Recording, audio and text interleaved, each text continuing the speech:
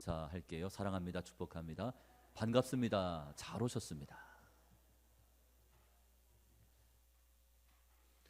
오늘은 참 예배 그리고 바른 믿음, 이런 제목으로 말씀의 은혜를 생각해 보고자 합니다. 오늘 본문은 메시아로 오신 예수님께서 드디어 예루살렘에 입성하시는 장면을 보여주고 있습니다. 자, 예수님의 예루살렘 입성은 성공이나 출세를 위한 것이 아니었습니다. 사람은 나면 서울로 보내라고 하지 않습니까? 서울 가서 출세된다고. 예수님은 예루살렘에 출세와 성공을 위해서 입성하신 것이 아닙니다. 오히려 십자가 고난과 그 죽음을 통해서 하나님의 구원 계획을 완성하시기 위하여 예루살렘에 입성을 하신 거죠. 자, 마가복음 20장 18절과 19절 말씀에 그 내용을 말씀해 주고 있습니다. 보라, 우리가 예루살렘으로 올라가노니 인자가 대제사장과 서기관들에게 넘겨짐에 그들이 죽이기로 결의하고 이방인들에게 넘겨주어 그를 조롱하며 채찍질하며 십자가에 못 박게 할 것이나 제3일에 살아나리라. 이미 예루살렘에 입성하기 이전부터 예수님은 예루살렘에 들어가면 이 같은 고난이 있을 것이고 또 십자가에 달려 죽게 될 것이라는 그 사실을 아셨습니까? 몰랐습니까? 알고 계셨다는 거죠. 알고 계셨음에도 불구하고 하나님의 구원 계획을 이루시기 위해서 그 길을 마다하지 않았습니다. 예수님께서 예루살렘 근처에 도착을 했을 때 제자 둘을 마을로 보내시면서 아직 아무도 타보지 않은 나귀 새끼를 끌어오라고 말씀하십니다. 그래서 제자들은 그 주인에게 주께서 쓰시겠다 말한 후에 어린 나귀를 데리고 옵니다. 이처럼 만왕의 왕이신 하나님이신 예수님께서는 나귀 새끼를 타고 예루살렘으로 입성하신 겁니다. 이것은 이미 구약 성경에 예언된 그 예언된 말씀의 성취이기도 합니다. 스가랴서 9장 말씀에 나와 있죠. 스가랴 9장 9절에 있는 말씀을 우리 보면서 같이 읽습니다. 시온에 따라 크게 기뻐할지어다. 예루살렘에 따라 즐거이 부를지어다. 보라, 내 왕이 내게 임하시나니 그는 공의로우시며 구원을 베푸시며 겸손하여서 나귀를 타시나니 나귀의 작은 것 곧 나귀 새끼니라. 이미 구약 성경에 장차 메시아가 예루살렘에 어떤 모습으로 입성하게 될 것인가를 기록해 주고 있는데 그 예언된 말씀의 성취입니다. 여기서의 나귀 새끼는 평화를 상징합니다. 그리고 사람이 한 번도 타보지 않은 어린 나귀는 순결을 의미합니다. 예수님은 구약의 예언대로 평화와 순결을 상징하는 어린 나귀를 타고 예루살렘에 입성을 하신 거죠. 저희는 예수님의 이 같은 모습을 보면서 진정한 겸손이 무엇인가를 배울 수가 있습니다. 일반적으로 세상의 위정자들은 그가 가진 힘과 권세를 자랑합니다. 이걸 내세우기를 좋아하죠. 그 힘과 권세 가지고 사람들을 제압할 뿐 아니라 자신들의 뜻대로 사람들을 조정하려고 합니다. 때로는 사람들이 반항하지 못하도록 실력 행사를 합니다. 눌러버리는 거죠. 꼼짝하지 못하게 만들어버립니다. 공동체와 사람들을 위한다고 그들은 말하고 있지만 결국은 자신과 뜻을 같이 하는 소수의 몇몇 사람들만을 위해서 그 힘과 권세를 사용합니다. 그러나 예수님은 자신의 생각과 계획대로 백성들을 지배하며 군림하던 세상의 위정자들과는 그 차원이 달랐습니다. 마가복음 10장 45절에 기록합니다. 인자가 온 것은 섬김을 받으려 함이 아니라 도리어 섬기려 하고 자기 목숨을 많은 사람의 대속물로 주려 함이니라. 섬김을 받기 위해서 이 땅에 오신 것이 아니라 섬기기 위해서 목숨까지 내놓을 정도로 섬기고자 이 땅에 오셨음을 말씀하고 있는 것이죠. 예수님은 어린 나귀 등에 기꺼이 올라타신 평화의 왕이십니다. 단 한 번도 그 위엄과 권세를 과시하거나 또 백성들을 부당하게 괴롭게 하신 적이 없습니다. 또한 예수님은 섬김을 받기 위해서가 아니라 오히려 섬겨주시기 위해서 하늘 보좌를 버리고 저희 가운데 사람의 몸을 입고 친히 찾아오셨습니다. 이처럼 예수님은 자신을 믿고 영접한 자를 구원하시기 위해서 자신의 목숨조차도 아끼지 않는 선한 목자이십니다. 여러분, 예수님은 선한 목자가 되십니다. 왕이신 예수님은 그의 백성들에게 평화와 구원의 은혜를 허락하시기 위해서 스스로를 낮추고 또 낮추셨습니다. 일반 사람들 거의 타지 않는 그 어린 나귀 새끼 등에 예수님이 친히 올라타셨습니다. 예수님께서 어린 나귀를 타고 예루살렘으로 입성하시는 모습은 장차 승리하실 왕의 행렬을 미리 보여주는 것이었습니다. 모든 마귀의 권세를 멸하시고 세상 만민을 다 심판하신 후에 그의 백성들과 함께 천국에 입성하시는 모습을 연상시켜 줍니다. 이것은 승리의 행진입니다. 저희가 볼 때는 나귀 새끼를 타셨고 또 그 앞에는 레드 카펫이 아니라 가난한 자들의 더러운 겉옷과 또 나뭇가지들이 깔려 있었지만 결국 예수님은 최후 승리의 면류관을 저희에게 허락해 주실 줄로 믿습니다. 여러분, 이 승리의 행진은 천지 만물을 다스리시는 왕이신 예수님을 향한 찬양이자 예배와도 같습니다. 예수님을 왕으로 믿고 따르던 백성들이 각자 자신의 믿음에 따라 또 믿음의 분량에 따라서 예수님께 영광을 올려드렸습니다. 자, 이 시간 저는 왕이신 이 예수님의 행렬과 이 영광스러운 승리의 행진에 참여한 백성들의 모습을 살펴보면서 참 예배에 대한 몇 가지 은혜를 나누고자 합니다. 첫 번째 참 예배는 순종의 예배입니다. 우리 5절과 6절에 있는 말씀 우리 보면서 같이 읽겠습니다. 거기 서 있는 사람 중 어떤 이들이 이르되 나귀 새끼를 풀어 무엇하려느냐 하매 제자들이 예수께서 이르신 대로 말한대 이에 허락하는지라. 예수님과 제자들이 예루살렘 근처에 도착을 했을 때 예수님은 두 제자에게 말씀하십니다. 2절과 3절에 그 내용이 나와 있죠. 이르시되 너희는 맞은편 마을로 가라. 그리로 들어가면 곧 아직 아무도 타보지 않은 나귀 새끼가 매여 있는 것을 보리니 풀어 끌고 오라. 만일 누가 너희에게 왜 이렇게 하느냐 묻거든 주가 쓰시겠다 하라. 그리하면 즉시 이리로 보내리라. 자, 두 제자는 예수님 말씀 앞에 순종하여 건너편 마을로 향했습니다. 예수님 말씀처럼 그곳에는 나귀 새끼가 매여 있었습니다. 그 나귀를 풀어서 데려오려고 했을 때 나귀의 주인이 물었습니다. 어찌하여 남의 나귀를 가져가려고 합니까? 아니, 왜 남의 나귀를 왜 데려가려고 합니까? 그때 제자들은 주님께서 알려주신 대로 그렇게 대답을 합니다. 자, 뭐라고 대답을 했습니까? 주께서 쓰시겠다고 하십니다. 주께서 쓰신다고 하십니다. 이 말을 듣는 순간 그 주인은 고개를 끄덕이면서 자신의 나귀 새끼를 제자들에게 내어주었습니다.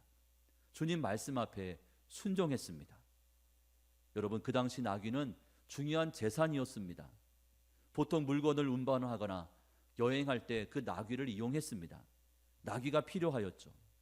그런 큰 재산을 주가 쓰시겠다고 말을 했을 때 두 말 없이 내어놓을 수 있었던 것은 예수님에 대한 믿음이 있었기 때문입니다. 어떤 사람이 헌신할 수 있습니까?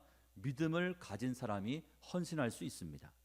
그 나귀의 주인이 어떤 사람인지에 대해서는 성경에 밝혀진 바가 없지만 그가 주님 앞에 무엇인가를 내놓을 수 있었던 것은 주님께 쓰임받는 것 그 자체가 큰 축복임을 그가 알고 있었다는 증거입니다. 그래서 한치의 망설임이 없었죠. 주가 쓰시겠다 하라 그렇게 말씀했을 때 그 주인은 망설이지 않고 자신의 나귀 새끼를 내어놓았습니다. 주인은 나귀를 어디에 어떻게 쓰실 것인지, 왜 하필이면 내 것이어야 하는지 등을 묻지 않았습니다.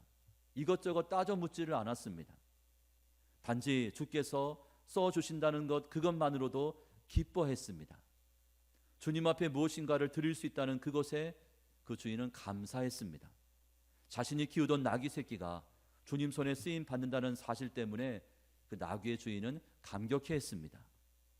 사랑하는 우리 영진의 성도 여러분, 여러분이 가진 것들로 이처럼 주님께 쓰임 받을 수 있는 그런 저희 모두가 다 될 수 있기를 간절히 축복합니다. 여러분, 저희가 드리고 있는 이 예배는 왕께 드리는 예배입니다.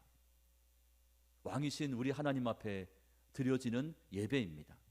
왕께 드리는 예배는 주의 말씀을 왕의 명령으로 듣고 그 말씀 앞에 순종하는 예배입니다. 이것이 예배의 기본입니다. 그러므로 참 예배자는 먼저 왕이신 하나님 앞에 무엇이든 구별하여 드릴 수 있어야 합니다. 또 예배 시간에는 은혜와 축복과 응답을 받기 위해서 말씀을 듣는 것이 아니라 무슨 말씀을 하신든 그 말씀을 아멘으로 받고 순종하겠다는 그런 자세를 가지고 말씀을 경청해야 합니다. 여러분, 예배를 드릴 때 어떤 분들은 은혜의 말씀을 받아야지, 축복의 말씀을 받아야지, 응답의 말씀을 내 말씀으로 받을 거야. 그래서 받을 생각만 합니다. 나한테 유익한 말씀만 구하고 찾는 모습이죠. 그러나 정작 예배의 참된 자세는 어떤 말씀을 주시든 내가 그 말씀을 아멘으로 받고 그 말씀 앞에 순종하겠습니다. 그런 자세를 가지고 하나님의 말씀을 경청해야 한다는 사실입니다. 이것이 참 예배자의 모습이고 이것이 하나님께서 기뻐하시는 예배의 모습입니다. 여러분의 모습은 어떻습니까? 두 번째로 참 예배는 헌신의 예배입니다. 8절 말씀에 이렇게 기록하였죠. 많은 사람들은 자기들의 겉옷을, 또 다른 이들은 들에서 벤 나뭇가지를 길에 폈다고 그렇게 그 상황을 설명해 줍니다. 두 명의 제자가 나귀 새끼를 끌고 왔을 때 예수님은 그 나귀 등에 올라타셨습니다. 여러분, 어린 나귀니까 얼마나 작았겠습니까? 거기에 어른이 올라탔으니 이 봤을 때는 아주 꼴불견이지 않겠습니까? 아주 이상적인 모습은 아니죠. 그러자 많은 사람이 자신들의 겉옷을 벗어서 예수님 가시는 그 길 위에 펼쳤습니다. 또 어떤 이들은 종려나뭇가지를 꺾어서 그 길 위에 깔았습니다. 예수님 가시는 그 행렬에 동참한 것입니다. 이처럼 사람들은 예수님께서 그들의 왕이심을 이 같은 방식으로 표현을 했습니다. 겉옷을 벗어서 길에 펴기도 하고 나뭇가지를 꺾어다가 길 위에 깔기도 했던 것이죠. 이것이 그들이 할 수 있는 최선의 행동이었습니다. 가난한 자들에게는 그가 걸치고 있던 겉옷이 살림 미천이었습니다. 이 겉옷도 돈 주고 사야 되는 것이기 때문에 이 겉옷이 없으면 추운 날을 버틸 수가 없는 거예요. 살림 미천이었습니다. 그 겉옷을 벗어서 길가에 펼친다는 것은 쉬운 결정이 아닙니다. 쉬운 선택이 아닙니다. 그것마저도 여의치 않았던 사람들은 종려나뭇가지를 꺾어왔습니다. 저마다 자신들이 할 수 있는 최선의 것으로 최고의 영광을 주님께 돌렸습니다. 여러분, 최선을 다해서 최고의 영광을 하나님께 돌려드릴 수 있기를 축원합니다. 이것이 진정한 헌신이죠. 이것이 예배입니다. 어찌하면 받은 은혜에 보답할 수 있을까? 무엇으로 주님을 섬길 수 있을까? 이것을 생각하면서 묵상하면서 드리는 예배가 영과 진리로 드리는 참 예배가 되는 줄로 믿습니다. 자, 세 번째 참 예배는 찬양의 예배입니다. 자, 9절과 10절에 있는 두 절 말씀이요. 우리 같이 읽겠습니다. 앞에서 가고 뒤에서 따르는 자들이 소리 지르되 호산나 찬송하리로다. 주의 이름으로 오시는 이여 찬송하리로다. 오는 우리 조상 다윗의 나라여 가장 높은 곳에서 호산나 하더라. 많은 이들은 예수님 가시는 길 위에 겉옷과 나뭇가지를 깔아드렸을 뿐 아니라 예수님을 따라가면서 자, 무엇이라고 외쳤습니까? 호산나 호산나를 외치면서 찬송했습니다. 그런데 9절과 10절의 찬양과 이 고백에는 차이점이 있는 것을 알 수가 있습니다. 9절 말씀에 호산나 찬송하리로다 주의 이름으로 오시는 이여. 여기서의 호산나는 여호와여 지금 우리를 구원하소서, 그런 의미를 가지고 있는 말입니다. 이들은 예수님을 자신들의 구세주로 믿었습니다. 인간의 생사화복을 주관하시는 하나님이심을 확신했습니다. 그래서 그들은 찬양 받으시기에 합당하신 예수님께 모든 영광을 올려드렸습니다. 이처럼 참 예배자는 우리의 예배를 연락하시는 하나님이 누구신지를 정확히 알고 있어야 합니다. 누구에게 예배를 드리고 있는지, 누구에게 찬양을 올려드리고 있는가를 분명히 알고 있어야 합니다. 그리고 하나님께서 우리를 위해 무엇을 행하셨는지를 자신의 입술로 고백할 수 있어야 합니다. 다시 말해서 참된 예배자는 하나님에 대한 바른 지식, 또 하나님에 대한 바른 신앙 고백을 가지고 있어야 합니다. 자, 그렇게 될 때 저희는 마음과 뜻과 정성과 힘을 다해서 우리 하나님을 사랑하고 우리 하나님을 전심으로 찬양할 수 있는 것입니다. 자, 그런데 10절에는 조상 다윗의 나라라고 표현하고 있습니다. 10절 말씀에 찬송하리로다 오는 우리 조상 다윗의 나라여 라고 기록합니다. 어떤 이들은 예수님을 정치적인 메시아, 또 군사적인 메시아라고 생각을 했습니다. 로마의 압제로부터 이스라엘을 해방시켜 주실 강력한 왕이라고 확신했습니다. 기적과 능력을 행하시는 저 예수님이라면 다윗이 다스리던 그 과거의 영광을 다시금 회복시켜 주실 것이라고 그렇게 확신하면서 예수님을 향하여 환호성을 질렀습니다. 이같이 수많은 사람이 저마다의 이유를 가지고 예수님의 승리의 행렬에 참여하면서 겉옷을 벗어던지고 나뭇가지를 깔고 호산나를 외치고는 있었지만 정작 그들의 마음과 생각은 제각각이었습니다. 어떤 이들은 주님께만 영광을 돌리고자 했지만 또 어떤 이들은 자기 만족과 자기 유익을 먼저 생각했습니다. 그 밖에 무리 중에는 예수님의 승리의 행렬을 단지 구경거리로 여기면서 예수님의 그 행렬에 참여하지 않고 그저 멀찍이 떨어져서 구경만 하는 거죠. 이 구경하러 나온 사람들이 제법 많았습니다. 또 그들 가운데는 불평하는 자들도 있었습니다. 누가복음 19장 39절과 40절은 이렇게 기록합니다. 무리 중 어떤 바리새인들이 말하되 선생이여 당신의 제자들을 책망하소서 하거늘 대답하여 이르시되 내가 너희에게 말하노니 만일 이 사람들이 침묵하면 돌들이 소리 지르리라 하시니라. 여러분, 많은 자들이 그 예수님을 찬양하지 않고 그 예수님을 경배하지 않는다 할지라도 하나님은 돌들을 통해서라도 그들로 하여금 찬양케 할 수 있고 그들을 통해서라도 예배를 받으신다는 그런 말씀입니다. 여러분은 위에서 언급한 이 같은 사람들 중에 어떤 부류에 속해 있습니까?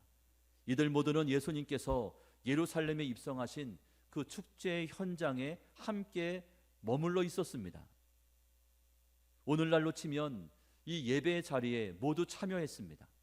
우리 본당 1층과 2층에 그저 이 가운데 함께한 모든 사람들이 그곳에도 함께했습니다. 어떤 이는 순종의 마음으로 예배를 드렸고 어떤 이는 최선의 것을 준비해서 우리 주님께 내어드렸습니다. 또 어떤 이는 주님께 영광을 올리고자 했지만 반면 어떤 이들은 자신의 이익을 먼저 챙겼습니다. 그리고 어떤 이는 뒤에 앉아서 구경만 합니다. 어떤 이는 예배드리면서도 불평과 원망이 가득합니다. 함께 모여서 예배를 드리고 있지만 여기 함께한 모든 사람들이 제각각 다른 마음과 생각들을 가지고 하나님 앞에 예배를 드리고 있다는 것이죠. 여러분의 모습은 어떻습니까? 어떤 마음으로 또 어떤 중심으로 어떤 자세를 가지고 하나님 앞에 예배를 드리고 계십니까? 사랑하는 여러분, 주님은 우리 마음의 중심을 보신다고 했습니다. 그죠? 내 마음을 어떻게 누가 볼 수 있을까? 우리 주님은 이것이 가능한 것이죠. 우리의 간절함과 열정을 주님은 눈여겨보십니다. 우리의 믿음이 바른 믿음인지 아니면 잘못된 믿음인지를 시험해 보십니다.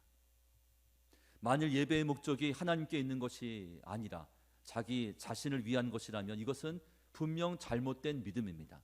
나를 위해서 예배를 드린다면 잘못된 믿음이죠. 내가 응답받기 위해서, 내가 복을 받기 위해서, 나의 문제 해결받기 위해서 예배를 드리고 있다. 잘못된 믿음인 것입니다. 저희의 믿음이 잘못되었다면 저희는 하나님 앞에 그 문제를 가지고 회개해야 합니다. 왜냐하면 호산나 호산나를 외쳤던 이스라엘 백성들이 불과 며칠이 못 되어서 예수를 십자가에 못 박으라, 예수를 십자가에 못 박으라 이같이 외치는 폭도들로 돌변했기 때문입니다.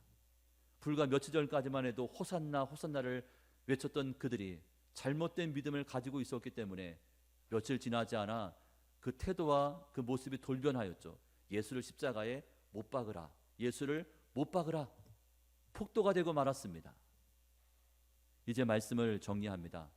여러분, 저희가 가진 믿음이 바른 믿음이라면 설령 그 믿음이 지금은 부족하고 연약하다 할지라도 그래도 괜찮습니다.